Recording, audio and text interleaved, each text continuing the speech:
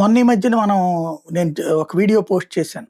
సరిహద్దు ప్రాంతాలలో బెంగాల్ దగ్గర ఉన్నటువంటిది ఒక వ్యక్తి ఇంట్లో అవతల దాకా బెంగాల్‌లో అదే బంగ్లాదేశ్‌లో దాకా ఒక సొరంగం ఉంది అన్నట్టు. ఇప్పుడు అది పూర్తిగా వెరిఫై చేస్తే సద్దాం సర్దార్ ఆహ్, ప్రాజెక్ట్ దగ్గరలో జరిగిందిది. ఇదే సద్దాం సర్దార్ అనేవాడు ఒక టన్నెల్ తవ్వాడు. తన ఇంటి బెడ్‌రూమ్‌లో ఇది మాట్లా రివర్ దగ్గరలో ఉంటుందన్నమాట. తన ఇంటి బెడ్‌రూమ్ దగ్గర నుంచి బంగ్లాదేశ్‌లో దాకా ఉంది సొరంగం. ఆ బంగ్లాదేశీ చొరబాటుదారులు అందులో నుంచొచ్చి వీళ్ళ ఇంట్లోకొచ్చేసి, ఆ పైన దేశంలోకొచ్చేస్తుంటారు. ఇప్పుడు వాడిని అరెస్ట్ చేస్తే వాళ్ళమ్మ తస్లీమా ఏమంటదంటే, "అబ్బే! మా అబ్బాయి అమాయకుడు. ఆ సొరంగం ఎవరు తవ్వారో తెలీదు. మా మీద కావాలని చెప్పి చేస్తున్నారు.